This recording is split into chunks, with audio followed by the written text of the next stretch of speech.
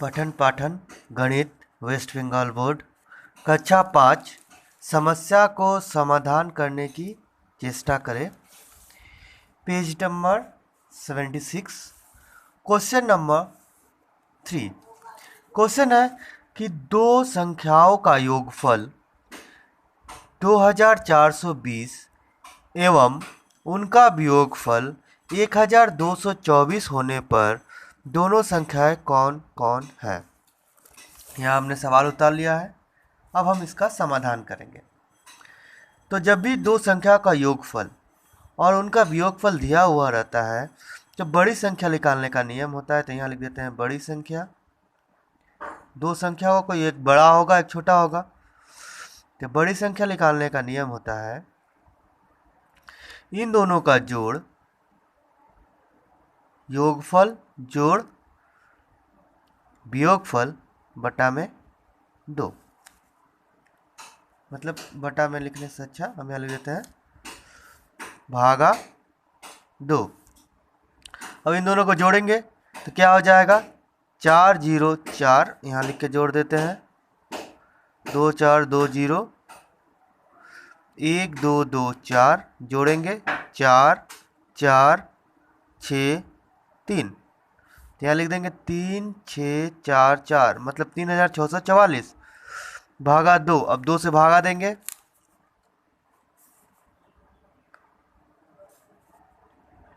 3 6 4 4 भागा 2। 2 एकम 2 बच्चा 1 6 उतारेंगे 2 8 16 4 उतारेंगे 2 दूनी का 4 फिर 4 उतारेंगे 2 दूनी का 4। क्या भागफल आया 1822। तो बड़ी संख्या क्या हो गया 1822। अब हमें पता है योगफल 2420 है। एक संख्या उसमें से जो बड़ी है उसका नाम क्या है, वो संख्या कितनी है 822। तो दूसरी संख्या निकाल सकते हैं।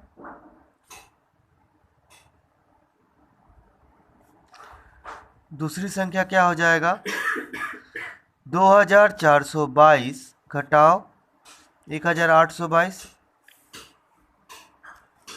इसे ही बगल में लिख के घटा लेते हैं 2422 घटाओ 1822। घटाएंगे तो क्या होगा 2 से 2 घट गया। यहाँ से 1 लेंगे 14 14 में से 8 जाएगा तो 6 और यहाँ कितना बचा 1 में से 1 जाएगा तो कुछ नहीं 0 मतलब घट गया कुछ भी। तो क्या बचा दूसरी संख्या कितना आया 600। तो दोनों संख्याएं पता चल गया। बड़ी संख्या या पहली संख्या बोल सकते हैं इसको। बड़ी संख्या कितना आया 1822 और दूसरी संख्या आया 600। चौथा सवाल किसी नौकरी हेतु परीक्षा में 50,125 प्रार्थी बैठे। एक कमरे में 25 लोगों को बैठाया गया। कुल कितने कमरों में सभी बैठे।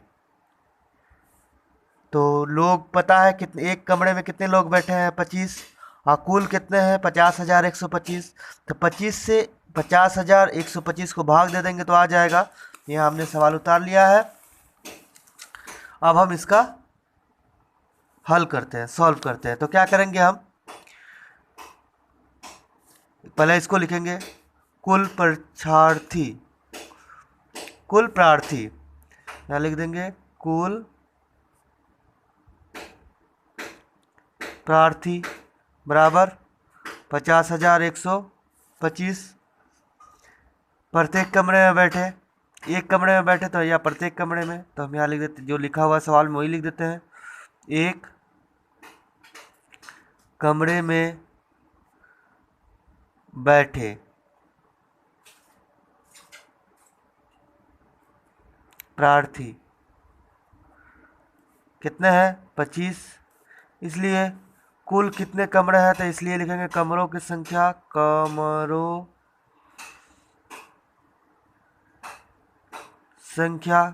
क्या हो जाएगा 50,125 भागा 25 अब हम 50,125 को 25 से भाग देंगे। यहाँ जगह नहीं है इसलिए हम दूसरे पेज में ले रहे हैं इसे बनाने के लिए। तो भाग देना है किससे, 50,125 भागा 25, इसको हम इस तरह भाग दे देंगे।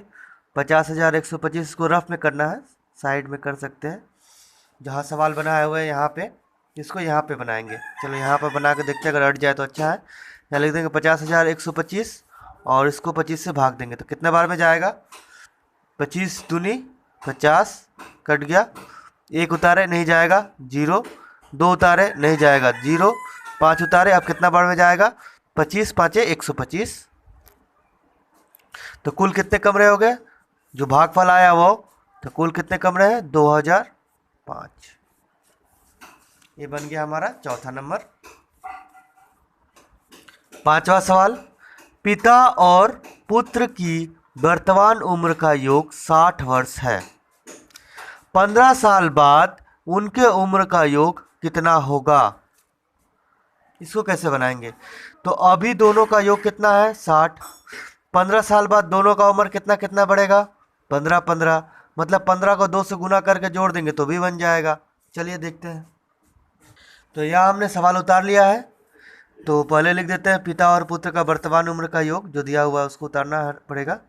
तो लिख दो पिता और पुत्र की वर्तमान उम्र का योग क्या हो जाएगा, 60 वर्ष। और कितना साल बाद का पूछा है, तो 15 वर्ष बाद। तो 15 वर्ष बाद दोनों का उम्र का कितना बढ़ेगा, 15 लिख देते हैं, 15 वर्ष बाद दोनों के उम्र में वृद्धि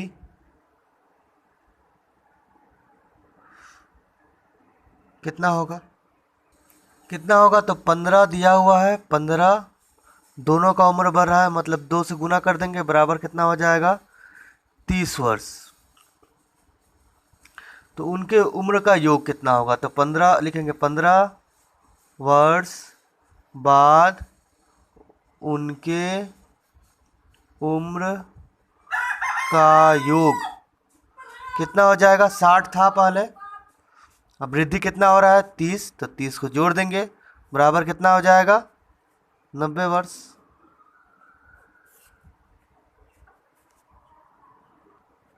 अब आ जाते हैं सवाल नंबर 6 में। शुभ्रा और उसकी माँ के वर्तमान उम्र का योग 40 वर्ष है। 10 साल पहले उनके उम्र का योग कितना था। तो यहाँ पहले वाले सवाल में 5 नंबर में बोला था 15 साल बाद, यहाँ बोला है 10 साल पहले, मतलब पहले के लिए भी क्या करना पड़ेगा, तो पहले 10 साल पहले का उम्र कितना घटेगा वो निकालना पड़ेगा। मतलब 10 में 2 जन का उम्र बोला है, शुभ्रा और उसकी माँ, तो 10 में 2 से गुना कर देंगे और 40 से घटा देंगे तो पता चल जाएगा उनके 10 साल पहले उम्र का योग। तो हमने यहाँ सवाल उतार लिया है और इसे हम बनाते हैं। ये रहा सवाल, अभी हम इसका समाधान करते हैं। सबसे पहले लिख लेते हैं शुभ्रा और माँ के वर्तमान उम्र का योग कितना है, 40 वर्ष लिख लिए। तो 10 साल पहले दोनों के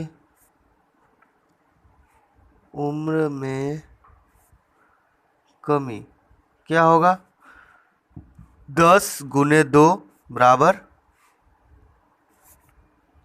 20 वर्ष। इसलिए अब 10 साल पहले का उम्र पूछा है तो लिख देंगे 10 साल पहले उनके उम्र का योग कितना हो जाएगा, 40 तो अभी है, 10 वर्ष पहले कितना घट रहा था, कमी कितना हो रहा था 20 का, तो लिख देंगे घटा देंगे 40 घटाओ 20 बराबर 20 वर्ष। मतलब शुभ्रा और उसकी माँ का उम्र कितना था 10 साल पहले, 20 वर्ष। क्वेश्चन नंबर 7, एक व्यक्ति के पास 60,000 रुपए थे, उन्होंने 2,500 रुपए पत्नी को और 10,500 रुपए पुत्र को दिए, बाकी बचे रुपए उन्होंने दान कर दिए, तो उन्होंने कितने रुपए दान किए। लगता है बहुत दानी था। देखते हैं सवाल में कितना बचा है। तो यहाँ हमने सवाल उतार लिया है दानी व्यक्ति वाला, तो देखते हैं कितने दान किए इन्होंने। तो पहले लिख लेते हैं व्यक्ति के पास कितने रुपए थे। तो यहाँ लिखेंगे व्यक्ति के पास रुपए बराबर 60,000 रुपये। यहाँ लिखेंगे पत्नी को दिया कितना, पत्नी को दिया कितना 2,500 रुपये, और पुत्र को दिया तो यहाँ लिखेंगे पुत्र को दिया कितना 10,500 रुपये। तो दोनों पत्नी और पुत्र को दिया कितना दिया, तो जोड़ देंगे दोनों को, तो जोड़ देंगे 10,500 जोड़ 2,500 रुपया, तो बराबर क्या हो जाएगा 10,500 में 2,500 जोड़ देंगे तो 0,0,0,2,1,3, मतलब 13,000 रुपया पत्नी और पुत्र को दिया। तो पूछा दान कितना दिया, तो दान दिया, दानी व्यक्ति थे, दान कितना दिया 60,000 घटाओ 13,000 रुपया, तो 60,000 से 13,000 घटाएंगे, तो यहाँ लिख के भी घटा सकते हैं या फिर सीधे घटा दो, एक जीरो से जीरो, दूसरे जीरो से जीरो, तीसरे जीरो से जीरो, 3 जीरो लिख दिए। अब इस जीरो यहाँ से एक कहाँ से लेंगे 10, 10 में 3 जाएगा तो 7, यहाँ कितना बचा 5, 5 में से एक जाएगा तो 4, मतलब 47,000 रुपया इन्होंने दान दे दिया। सवाल नंबर 7 बना लिया। अब सवाल नंबर 8 में आते हैं। सवाल नंबर 8 है 1 और 10 के मध्य ऋण संख्याओं का योगफल निकाले। तो ऋण संख्या मतलब क्या होता है, जो किसी से ना कटे। सवाल कहाँ गया अपना, ये रहा सवाल, 1 और 10 के मध्य ऋण संख्याओं का योगफल निकाले। तो सबसे पहले 1 और 10 के मध्य ऋण संख्याओं को लिखेंगे।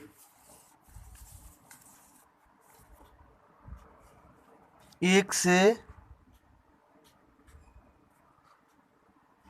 10 तक की ऋण संख्या बराबर क्या क्या होगा, 1 से 10 तक का ऋण संख्या बोलो तो 2 जोड़ 3 जोड़, और जोड़ लिख दे रहा हूँ, 2 3 5 और 7, इनका योग निकालेंगे तो लिख देंगे ऋण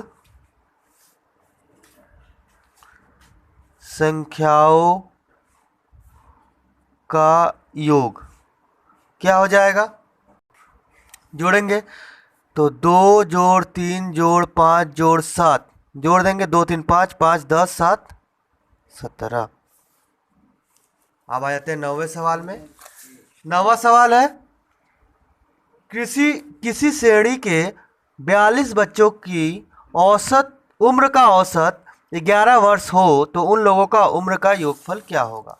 यहाँ हमने सवाल उतार लिया है, इनका हल करते हैं।